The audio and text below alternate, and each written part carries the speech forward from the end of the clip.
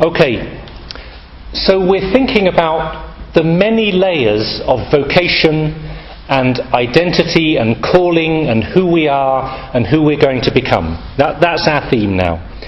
Right, so here's an envelope. It's got your name on it, right?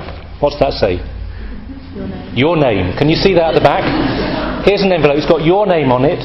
I'm going to put it on this empty chair. And in this envelope is who you are going to be in 10 years' time. That's written down in the envelope. Who you're going to be in 10 years' time, what you'll be doing, what your identity is, where you'll be. You in 10 years' time is in that envelope. I leave it on the chair and we all leave. Do you come back and open the envelope? Hands up, yes. Right. That is the wrong answer. Yeah? Inside it's written. This is you made the wrong choice. Yeah. Why is that the wrong answer? Because that's fortune telling. Yeah. You shouldn't trust me. This is looking into the future. I know it was a game, but you see your instinct. Yes, I want to know the future. I want to know where I'm going. I want to know what's going to be in the future. This is against our faith, fortune telling. So, that was the wrong answer. Now, here's a different envelope with your name on. What's that say? Your name. Your name. Can you read that? Yeah? In here, it says who you are. And I put it on the chair and we leave the room. Who you are. Do you come back and open the envelope? Yeah. Most of us would. And in fact, envelope or not, in the deepest instinct of what I'm trying to get at, we should want to open the envelope, shouldn't we? Now, we've just talked about our names, our first name, our surname. You know that. But let's just say in the envelope are much deeper layers of who you are. Who you are, where you come from, what your identity is, what the meaning of your life now is, who God is for you, who you are to others. It's all present tense, who you are, what your life is about. And look, we should want to know that, shouldn't we? In fact, it's the deepest search that we're on now is, who am I? Who is God? And what is He calling me to now? And yes, I want to know that. What He's calling me to in 10 years' time, I can find out in 10 years' time. I'll leave that to Him. But now, I really want to know my identity, my vocation, who I am. So, pick up the envelope when we leave. Another example of opening up this question, hands up if you've seen the Bourne films. Okay, half of you. Right, I'm getting to that age where the films that are important to me, the young people I work with don't know anymore, okay? It's a bit of a midlife crisis. Some of you haven't seen the Bourne films. The opening scenes of the first Bourne film, what is it? The Bourne Identity, is it? Maybe? So, let's call him Jason Bourne, for the sake of argument. He's lying there, unconscious, floating in the Mediterranean Sea. And some Italian fishermen haul him onto their boat, wake him up. He doesn't know who he is. All he knows is he's floating in the sea. He's got a bullet hole in his back. They pull the pellets out of him. And hidden under his skin is a little capsule with a piece of paper with a number of a safety deposit box in Switzerland. That's all he knows. He can't remember anything. So he goes to Switzerland, he goes to the safety deposit box, a magnificent scene in film. He closes the door, takes the box out. What's this going to tell him? He opens the box, and inside his safety deposit box is about $2 million in various currencies, a gun, and 7 passports with 7 different names on them. So he knows a bit more, but he knows a lot less, and the rest is a 10-hour cine fest, which I really encourage all your catsocks to do. because it is the greatest film trilogy ever made, after Kieslowski's Three Colours trilogy. But also, thank you, it's all about identity and the search for the truth of who we are, and well, I won't go on. Really, please email me before the end of the year that your post-exam Cathsoc treat has been watching the first three, not the fourth, it's rubbish, or the fifth. the first three Bourne films. So I hope you don't have a gun and 7 different passports in your student locker. But we are on the same journey as Jason Bourne, whatever his name is, which is to know who we are. Because at one level we are lost. We don't know who we are. We know a little bit, like Jason Bourne, but not the whole story or the whole picture of who I am. And that lostness, it's not just for negative reasons, it's for actually negative and positive reasons. Part of the lostness is the fall. We live in a fallen world. Adam and Eve, our first parents, lost their way with God and were lost when they started wandering the earth, having lost the Garden of Eden and paradise. The human race, our culture, our society, my life has become lost and broken and fractured because of sin, because of the fall. So there is some lostness which, as it were, is negative. And we carry that and we need to deal with that. And this is forgiveness and redemption and grace and everything. But some of our lostness, it's not because of the fall, it's because we are made for something so big and so important and so beyond what we're living now that it is too big for us to take in now. And our life is about searching for that and hopefully finding it. And it is ultimately, of course, to be in God, to be in heaven with God and with our brothers and sisters for all eternity, in the bliss of paradise and the beatific vision. This is the ultimate place of arrival, and all the stages of journeying and discovering, which, as I say, is because this is too big for us to take in immediately, and it's going to take time and effort and a magnificent journey and adventure of faith. So it's not all negative, but there are some struggles. So the journey to know where we're going, who we are, and what God is calling us to. Vocation means call. That's what we're thinking about. And let me tell you my big point right at the beginning, in case you didn't know. I believe that you have 4 vocations, each of you. And I'm going to unpack that with you now and have a bit of chat in the middle, so it's not just a long lecture. I believe you have 4 vocations, and I don't mean you are going to be husband, wife, monk, bishop, celibate, single person all at the same time, right? That's in case that's your goal, that's not possible.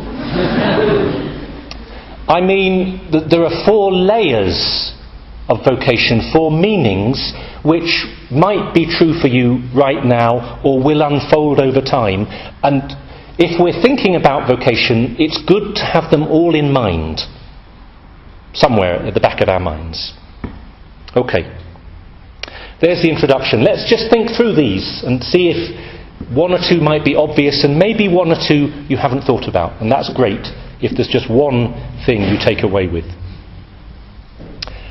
Your first vocation is to be a saint, to be holy, to get that halo, and ultimately to be happy with God and with the whole church in the glory of heaven for all eternity, to be a saint. But this is the real point. Your vocation, your call, to be a saint right now. Right now. So the first vocation I'm putting in front of you is the vocation of the present moment.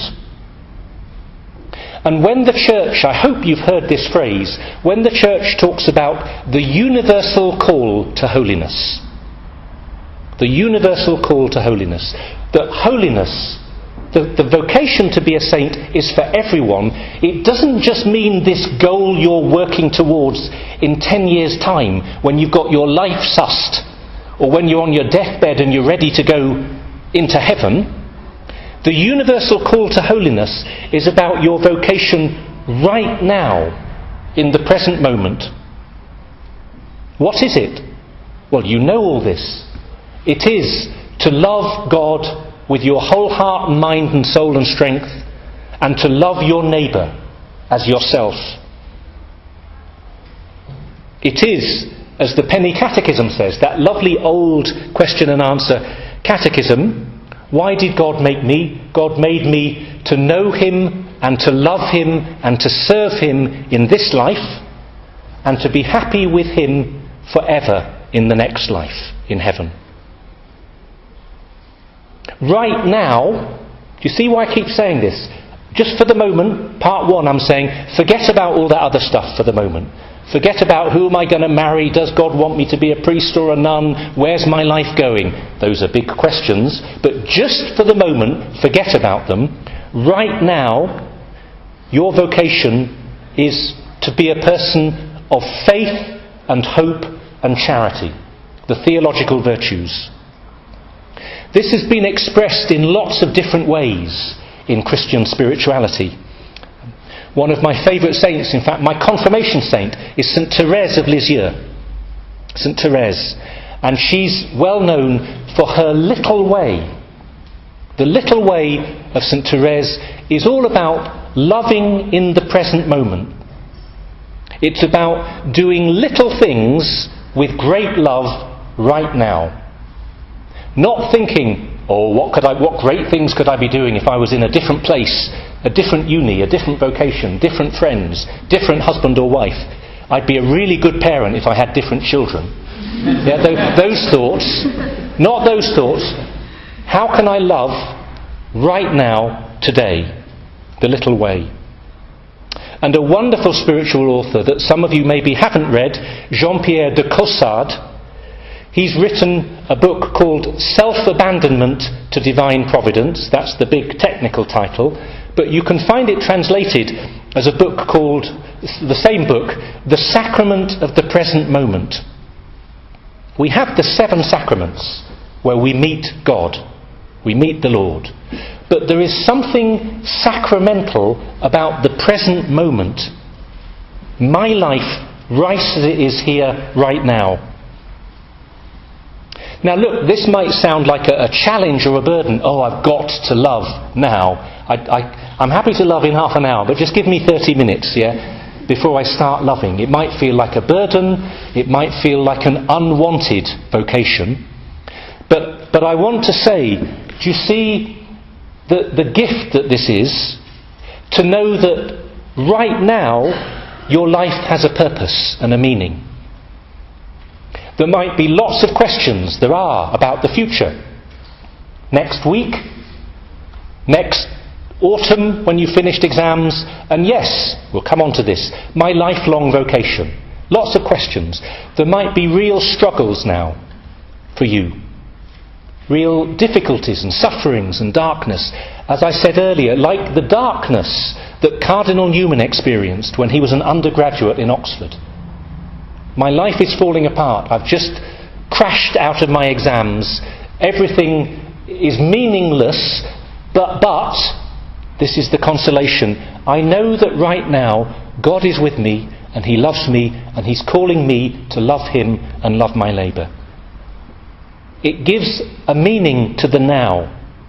It gives a consolation that even if I can't see the big picture, I know there is a small picture today, and that God is going to make the big picture out of the small picture. And that when I get to the end of the evening, if I say my night prayers and just reflect on the day, I've got a simple question. Did I try to love God? Did I try to pray? Did I try to love the people around me? And even with my weaknesses and sins, to say to the Lord, I did my best, and I want to try and do my best tomorrow. That's a big thing. And if you get hit by the bus on the way home, I live on a bus route in London. I'm always saying in talks like this, if the bus hits you when you leave the room, it doesn't matter. As long as you've tried to live this hour in love. Okay? So this is your vocation to be a saint right now, not just in the future. The call to holiness. We could call this our baptismal vocation.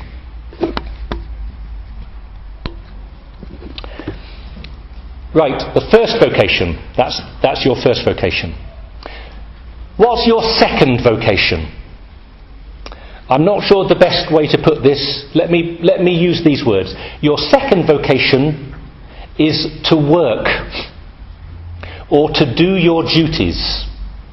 And I'm aware of how dry and dull and plodding that sounds, and I didn't come on a retreat to hear the priest tell me I've got to pull my socks up and work harder. Well, I'm talking about this theologically, so just hang on. Your second vocation is to work. What I mean is to do what you are meant to do today, this week, this month. To do your duties, which for most of you is not paid work, some of you a little bit, most of you is to be a student. What's your work, as it were? What are you doing in life at the moment? You are a student doing your studies, you are a friend to your friends, you're a colleague to people at work, if you are working, you are a son or a daughter of parents, you're a brother or a sister of siblings. All of these, let's call them circles of duty. Here you are. What's your work? What's your commitments?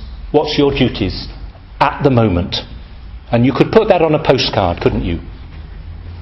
You tell me maybe your degree, your course, the exams coming up, your internship, your responsibilities to family and friends. It will be a little list of things that are on your mind and that what are you up to?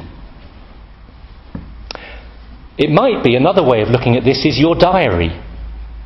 I've talked about the present moment now, 12:17 or whatever time it is, on this day, but what about your diary over the next month? The concrete reality of your life and your commitments. Why is this a vocation? Why is this a vocation? Because of the huge significance that work and duty has in the Bible and in God's plan for you. Maybe you haven't thought about this. It's your duty, your vocation, to do your work well. For most of you, your studies. To do an honest day's work. To do what you're doing just today. Let's imagine it's Monday morning. What are you doing? You've got some lectures, an essay, lunch with a friend, you've got to call your mum and dad, maybe you've got to work in McDonald's for 3 hours that evening, right? That's your day. It's your duty to live that day and to do those duties with love and care and passion and commitment. It's a holy thing. It's not just, I'm going to get to the holy stuff when I go on retreat or when I go to church on Sunday. The rough and tumble, the meat and potatoes of today and this week is a holy thing. As St. Paul says, whatever work you do, put your whole heart into it, as if it is done for the Lord. Whatever you are doing. Look, some of this is not Christian. It's just about integrity, isn't it? Integrity in the workplace. Integrity as a student. That's an important value that the secular world recognises, thank goodness. But we're looking at it in a theological sense, with the eyes of faith, to trust that God has put us here for a reason.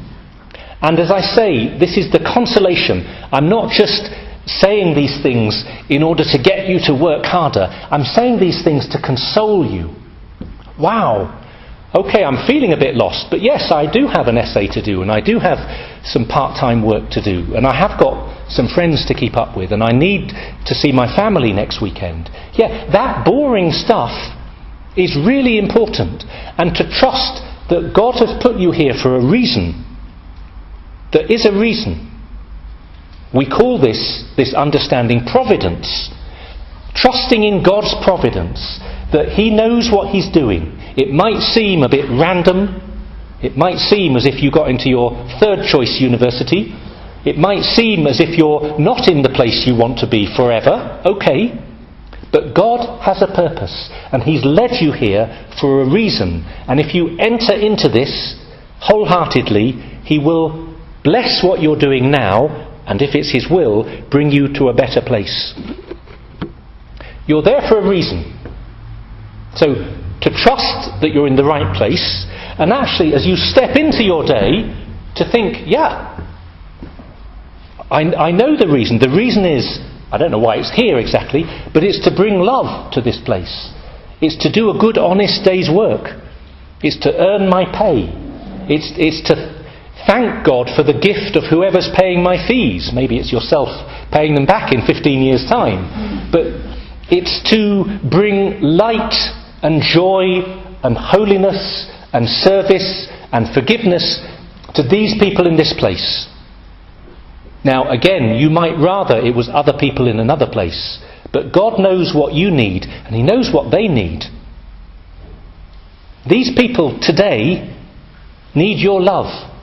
You wake up, let's say you wake up at 9 o'clock on Monday morning, and you look at your day, your diary, your whatever, in your mobile phone, your smartphone. This is my day. God is sending you out into these places to meet these people, to be a light, to be a person of joy and kindness and integrity, maybe to be someone who is bearing a burden and carrying a wound. I'm not saying this is all easy, but there is a meaning. All the parables that help you to understand this. The parable of the mustard seed. Yes, remember, the kingdom of heaven is like a mustard seed. It's tiny. Now you don't see it in English mustard. Right? English mustard, it's all ground up. It's that thick yellow paste. Dijon mustard, to get a bit posher, yeah, you can swirl it around on your plate and pick out the mustard seeds. They're what? About 0.5 millimetre across. That seed is planted and it becomes a great tree, magnificent in itself, and in the branches of that tree the birds of the air come to nest and make their home and find their place of safety and a place from which they can go out and do their miraculous, amazing work. You are that mustard seed today, in your uni, in your CAFSOC, in your part-time work, in your family. You are that mustard seed.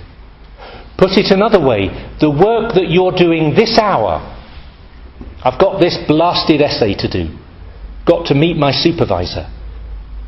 Got to go out tonight. I don't really want to, but I owe it to my friends. That hour, you are planting mustard seeds through just your love and ordinary faithfulness. And you might not see the seeds grow, but you see again how consoling and inspiring it is to know this. Think of this, just every hour in your diary on Monday, you're going to plant a seed.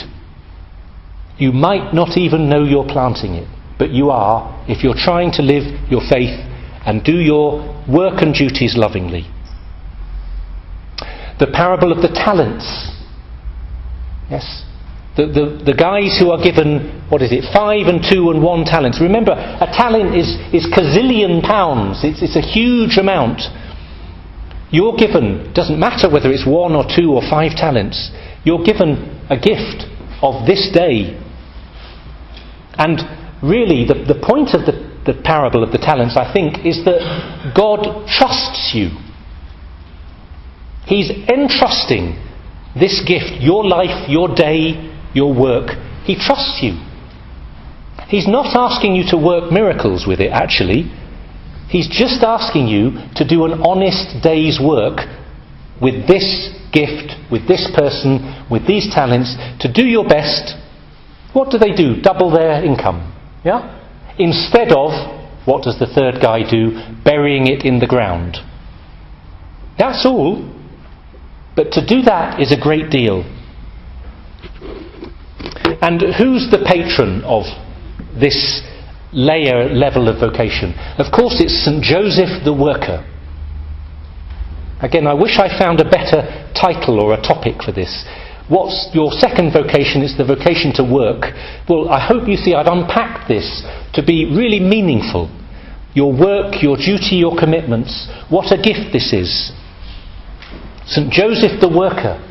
His faithfulness to his work, his carpentry, those amazing pictures of St. Joseph doing his work with the child, the young boy, the young man Jesus working with him, and St. Joseph's commitment to his family. Joseph might have thought, my life doesn't add up to much. Now, okay, an angel came to see him, that's not very, very usual, but just he was getting on basically with his work, loving his work and loving his family. Very humble, very simple. And that was enough. And that was a great deal. So look, this doesn't mean that you have to stay doing what you're doing forever. If you're in a certain work now, and I've just talked about the glory of doing your duties and doing your work, I'm not saying you have to stay in this work forever. That's another talk, right? How we discern where life is going, and should I change careers? Should I change degrees? What am I going to do when I finish my degree? That's all about discernment and decision making, and it does need some thought and prayer, right? But that is another talk. But I'm trying to give you the trust and the confidence that wherever you are, there is a meaning, and to do what you're doing with great love and great faithfulness, and to trust that God will bless you and will bless many others through that faithfulness. And if you are in the wrong place, I'm not pretending you're meant to be where you are forever, to trust that God will lead you to a better place, but he'll do that through the present, not by denying the present. Do you see the difference? Your vocation to be a saint, first of all, and second, your vocation to your duties, your work, and your commitments. Okay. So you've got a third vocation and a fourth. What's the third vocation? The third vocation, for many of us, but not all, many of us, is finding a lifelong calling. A lifelong calling, what in the old books would have been called a state of life. A state of life. What we often mean in shorthand by saying, what is your vocation with a capital V? Am I a husband, a wife, the married vocation, a parent? Am I a priest? Am I a brother, a sister, a nun, a monk? Am I consecrated to the single life?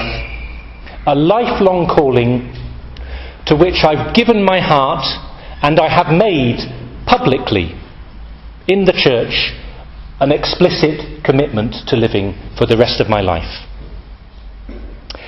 You've heard lots about this, I hope, in your catsocs and in your youth groups and things, and I'm not trying now to do a talk about the different states of life, because really that's a whole discussion in itself. What I want you to see is where this fits into God's big plans for us all, and that it's a key question to do with vocation, but it's not the only one. That's the point of mapping out these four stages. And just if in part 2 we were thinking about work and commitments and let's even say career, right? What's the difference then between career and vocation? Just slightly random ideas and comparisons here. Well, a career is something that you are living very generously, but a vocation in this lifelong sense is something that you give your whole life to. It's not just living but giving. Now, you can give your life to a career, but to do it consciously for life is taking you to a deeper level. A career, I hope you're praying about it, but basically it's your choice. You choose this. A vocation in the sense of a lifelong Christian commitment, it is your choice, but it's your choice at the same time as trying to listen to God's choice and God's choosing. A career is your plan. What's my plan for my life? What do I want? A vocation, it is your plan, but it's your plan in the light of God's plan for you, and God's plans, and God's ultimate plan of the meaning of your life and your eternal destiny with Him in heaven. So there's lots of connections between career and lifelong vocation, and sometimes they come together in a tidy way. I'm thinking of people, for example, who have a passion for medicine and feel a call to religious life, and they end up joining a religious order that is dedicated to medicine and healthcare. And you can see that something they were thinking of in terms of career meshes with their Christian lifelong calling into something very beautiful. So, career and vocation, this is a little bit over-tidy, but just we need to shift from part 2, work, today, career, my life at the moment, into, is God calling me to something bigger and for life? Whatever your lifelong calling, Christian vocation in this sense, is always a way of loving Christ and of following Him as His disciple. Please don't think that one vocation, becoming a priest, becoming a nun, is to do with following Christ, and another, getting married, is turning away and doing my own thing on the side. Right? That is absolutely not true. You are a Christian living your faith right now, as we've said, trying to love God and love your neighbour. Right now, as we've said, trying to do your duties and your work and fulfil your responsibilities, but thinking as a Christian, what does God want for me? What's His deepest calling for me? And what lies deepest in my heart? And how can I love and serve Him and love and serve my neighbour better? That question is true for all of us, and the lifelong calling that we discover, if it's God's will, is His answer to that question. So, marriage, to be a parent, to be consecrated single, as much as to be a priest or a brother or sister in a community, is about giving your life to the Lord, loving God and loving your neighbour in a particular way and following Him. And in fact, one biblical model for this, you think of the beginning of Mark's Gospel, can't remember where it is, chapter 3 or 4, and Jesus calls the disciples up the mountain, chooses the 12 apostles, and it says that they are called, first, to be with Him, and second, to be sent out to proclaim His word and to heal and to cast out demons. Yes? They're called to be with Him, to be close to Him, close to His heart, close to His love, close to His church and His community, and then to be sent out on mission. And of course, this is talking first of all about the apostles, but it's actually the model at the heart of every Christian vocation. Priest, brother, sister, consecrated single, deacon, bishop, husband, wife, parent. It is to be with Jesus and to be sent out in mission and service to share His love and to live His life in different ways, but at the heart for the same reason. Every vocation is about mission and service and friendship with the Lord. So just as I say, this is not a talk about how to discover your lifelong vocation. I just want to encourage you, almost in brackets, please be open to God's call in your life. I'm sure you are already, but just, if you haven't actually stopped, just to be open to that. to think a little bit this weekend, this time of your life, what does God want for me? And to trust that what he wants for you is deep down what you want for yourself. There might be a little bit of struggle, we'll come on to that. But really to trust and to say to the Lord in your prayers, Lord, what is my vocation, my lifelong calling? What do you want me to do? Help me to listen to you. So just little bits of advice here. Please pray. I gave a talk this week at Newman House in London. I understand this is the second greatest Newman House entry after Birmingham, so I have to be careful and tactful. So Newman House in London, I gave a talk on how to find your husband or wife, if you're looking for a husband or wife. And one of the things I said is, please make a prayer. Have you prayed that you will find the right person? And if this is really on your heart, to make that prayer very simply each evening before you go to bed. Not in desperation, right?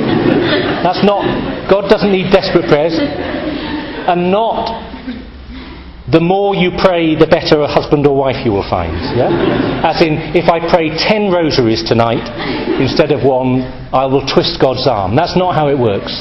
No, but just husband, wife, priest, brother, sister, whatever, for you to pray this evening, Lord, help me to know my vocation. Help me to discover your call. Please lead me. To be open in your heart, to be listening in prayer, to be listening to the signs.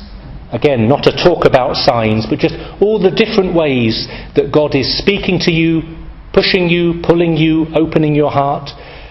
To have the courage and the simplicity to talk to someone about vocation at this level. What's on your heart? Someone you trust. A wise friend, a wise relative, a priest, a brother, a sister. Just to share and say what you're thinking. And to follow wherever God is leading you. It's not usually a big leap. I mean just to take the next step. If you're thinking about this, to explore it. If you are very fond of someone, then get to know them better. If you're half thinking about the priesthood or the religious life, then go and talk to a priest or a brother or a sister. Little steps, so that you're not stuck and trapped in your own thoughts or your own worries. Yeah? Lots of ways of being open, and as I say, I'm not going through a big list or a big lecture. I simply encourage you, please, pray about your lifelong calling, be open to it, explore it, be joyful in the Lord, and be free to see where He's leading you. And He will, and to trust Him. It happens in different ways. Sometimes to discover God's vocation in this sense of lifelong calling is very gentle and beautiful and simple.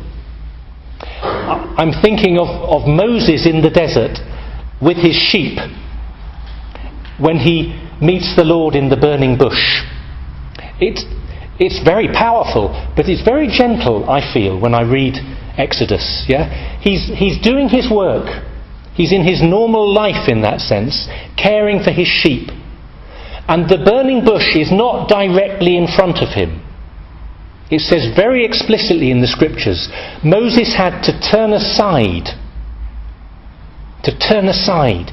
In other words, he glimpsed out of the corner of his eye the bush burning in the distance. And he had to notice something on the periphery of his vision, gradually, gently, and turn his attention to it and walk towards it.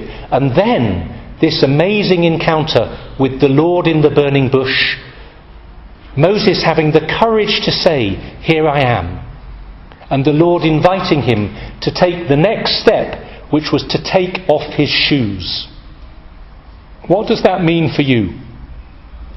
To turn aside, to listen, to speak, to take off your shoes in the presence of the Lord. What does that mean symbolically? Sometimes the call, though, is very sudden and unexpected, and we might say unwanted. St. Paul on the road to Damascus. This wasn't a gentle bush burning in the distance. This was like a nuclear bomb going off about 20 metres in front of him. Yes, it threw him off his horse, it blinded him, it completely turned his life upside down in the blink of an eyelid. Sometimes this vocation is asked for. Right? You want to know. In general, so you say a prayer tonight, Lord, please guide me. Help me to know what is my vocation. Right? Or you want a particular thing. Lord, I'd love to get married. Please help me to find a wonderful husband or wife. Lord, I'd love to be a priest or a sister. Help me to find the right place. You pray for something, it's deep in your heart, and God answers that call. And this is often how he works. And I'm thinking of lots of passages in the scripture where in an uncomplicated way a great saint says to the Lord, Lord, help me and lead me, and he does. The little boy Samuel, speak, Lord, your servant is listening. It's beautiful. Yeah. Maybe you just need to speak, to say to God what is on your heart. And instead of it being a private worry or a private dream or a private fantasy, it becomes a prayer and a gift and an offering of your life to put into words what's on your heart. Speak, Lord, your servant is listening. But sometimes it is not wanted. The encounter with God is difficult and unexpected, either because he really wants to surprise us or because we're not in the right place. I'm thinking of after the fall in the Garden of Eden, when Adam and Eve have eaten the apple, and God comes into the garden out of love, and he says, Adam, where are you? And Adam is hiding. It's heartbreaking. The loving God comes to meet his children, and Adam and Eve are hiding. Sometimes we feel like that. We're hiding from the Lord's call, either because we do have some sin on our hearts, on our consciences, and we're too afraid to bring it to him. Please bring it to him. Talk to him. Go to confession. Or just we're kind of being a bit cagey. Yes, Lord, yes, I love you. Great. Tomorrow I'll love you. In 5 years' time, when I've finished my PhD, we'll talk about vocation then. Yeah, just not now. We're hiding. Sometimes the vocation, getting a bit into the nitty-gritty here, it takes something away from you. Sometimes. This isn't all sweetness and light. Oh, vocation is like a magnificent career development program. Yeah. I won't say who. Someone just telling me here about their new work and how good their boss is to them.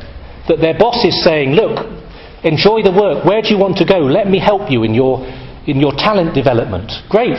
But God isn't always like that. It's not always a tidy career development. Sometimes he stops you doing the thing you want at the moment or the thing you're good at. Sometimes. Example here is Matthew the tax collector. Yeah, he was a great accountant. And Jesus said, that's enough for now. You're going to come and follow me and be a missionary. And Matthew had to leave his tax collection office and his books and his logistical calculator and his ledgers, and he had to leave his life and the gifts that he was exercising in order to develop something more important and better. Sometimes God doesn't let you do what you want to do. You can look these passages up later. In Mark chapter 5, the demoniac is healed by Jesus. Wonderful. Here's this man, healed, renewed. And he says to Jesus, Lord, let me come with you. Let me follow you on the way. Let me become one of your missionary disciples. And Jesus says to him, no. He says no. He says, go home. Go home and tell people about what's happened to you. This man wants to follow him in a certain way, and Jesus says, I want you to follow me in a different way. To go back to your home, to your ordinary life. That's where I need you. and that's what's best for you at this moment. Maybe a year later he became his disciple. Maybe he was walking along the way of the cross with Jesus. Maybe he was preaching the gospel in Glastonbury. Yeah? Who knows? But at the moment, this man couldn't do what he wanted. And sometimes the vocation transforms what we are doing. And actually, I think this is the secret to every vocation. Jesus calling Peter and Andrew and James and John, the fishermen, what does he say to them? Come after me and I will make you fishers of men. I will see the heart of what you're doing and I will transform it and lift it up into something unimaginable that you've never thought you could do, but actually it is at the heart of what you're doing already. It's unexpected, it's new, but it helps you to make sense of the life that you're already living. And I believe that ultimately this is what every vocation is. It's not a denial, it's a fulfillment, although sometimes we can't see that fulfillment exactly in this moment. I encourage you, please, as I've said, be open. If you hear the Lord calling, say yes. Or at the very least, dip your toe in the water and have a trial and an experiment. We've got so many lovely biblical stories about people saying yes. Matthew, Peter and Andrew, James and John, St. Mary the Virgin, St. Joseph in their annunciations when the angel called to them. And don't worry if sometimes it takes a bit of time. Yeah, this was Zechariah. When the angel came to Zechariah, he was full of questions and doubts. He didn't just jump up and say yes. And it took him a bit of time. And that's okay, because he ended up in the right place, ultimately. And just to give you two little stories of how God can surprise us. Do some of you know the parents of St. Therese of Lisieux? So the great St. Therese, the little flower, her mum and dad are called Zélie and Louis, and they are now canonised saints. Really wonderful saints. I have prayed at their grave in Lisieux, and they are very special to me, and I encourage you any time to pray to them, but especially if you have family issues, if you're praying for your mum or dad, if you want to find a husband or wife, pray to Zélie and Louis. Yeah? Louis wanted to be a monk. He went off to the monastery, they said no. Zélie wanted to be a nun. She went off to the convent, they said no. Their hearts were broken. Yeah, everything that they set their dreams on, it crashed to the ground. And they thought that God wasn't letting them do what they wanted to do and what they were meant to do. But they kept faith, they kept praying, and they met each other, finally, and fell in love and had the most difficult, in some ways, marriage. I don't mean in their marriage relationship. I mean they went through many, many difficulties, the loss of children, sickness, many, many family difficulties, but the most beautiful, beautiful marriage. Faithful picture of marriage and family life, and gave us not just these wonderful children, including Therese, but their own example of married love. And again, the unexpectedness of vocation sometimes. We had a lovely couple come to give us a talk about marriage at Newman House, Kerry and Ryan.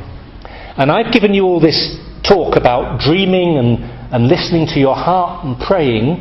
And Ryan said, I'm quoting him in public because he said this in public, he said, I did not know I wanted to get married until I fell in love with Kerry. Very simple. It wasn't a plan. It wasn't even a prayer. It happened when he found the right person. And God spoke to him through the reality of what was happening, and this person and this marriage, rather than the as it were, abstract dreams in his heart. So, a little bit of a scattergun talk there about the different Christian lifelong vocations that God can call us to, the importance of listening, the different ways we can respond and how God can lead us to discover that vocation. Finally, I've talked about 3 vocations, or 3 levels, or 3 layers. You have something else. And actually this is where Isaac started with in his question to me about what we could speak about today. Your vocation also, simply, is to be you. To be you.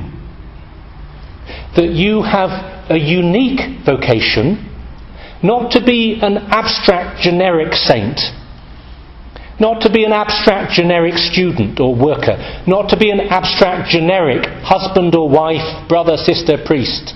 Yes? You're called to be you. You are God's beloved son or daughter with a unique name. In the book of Revelation, Jesus speaks about how to those who prove victorious, he will give a white stone with a unique name written on that stone, which is known only to the person who receives it. This is your Christian vocation, to be you, to be the person that God has uniquely created you to be, and to bring the unique gifts and blessings to the world that only you can bring. You're called to be a new saint, not just another old saint. And you have to find your way of being that. What is this? What is the you that's hidden and written on that stone and that needs discovering and that might be in that second envelope that I placed on the chair at the beginning of my talk? Well, look, in a very ordinary way, it's partly who you are, your personality, the type of person you are, your character. It is your gifts. What has God given you? It's your human gifts and abilities and talents. It's your spiritual gifts, the graces and the charisms that the Holy Spirit has given you uniquely through your baptism. And when the hands of the bishop were laid on you at your confirmation, you have been blessed with amazing spiritual gifts. And most of us are not aware of what they are fully. To discover them, to pray that tonight, Lord, I feel very ordinary, but what are the gifts that you've given me? The you that you are uniquely is also your wounds and your weaknesses.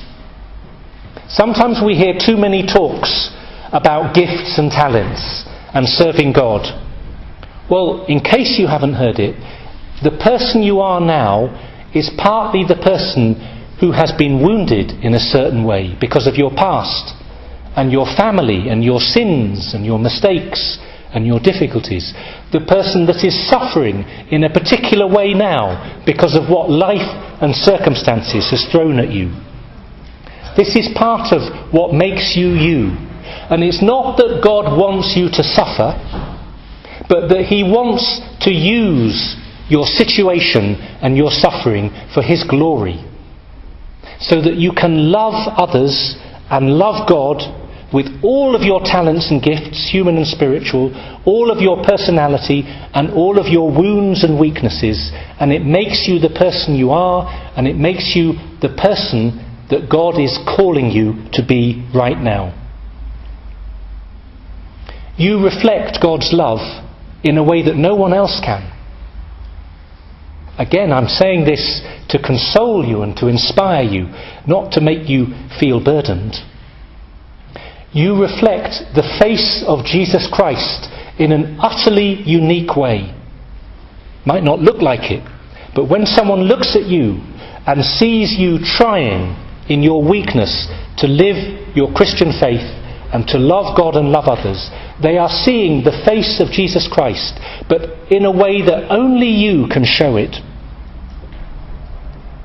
You might be called John or Mary, or I might be called Stephen, but my job is not to be Saint Stephen, because there are hundreds of them.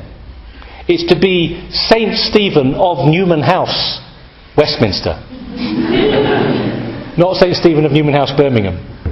Yeah? It's to be a new saint that's never existed before. And in fact, when you hear about a saint being canonised in Rome or wherever, they're given a new name. And they're given a qualification at the end of it, in case you can't distinguish them from the 1,000 other Bonaventures or Marys or Bernadettes. I've talked about St. Therese. Yes? She's not St. Therese. Do you know her name? She's St. Therese of the Child Jesus and of the Holy Face. That's her name. Mother Teresa. She's not Saint Mother Teresa. She's Saint Teresa of Calcutta. She is unique. What's your unique name? Written on that white stone, hidden in that envelope. Who is the unique saint that God is calling you to be? It's partly the vocation that God will call you into. It's partly the work and the duties that you're doing at the moment in your life.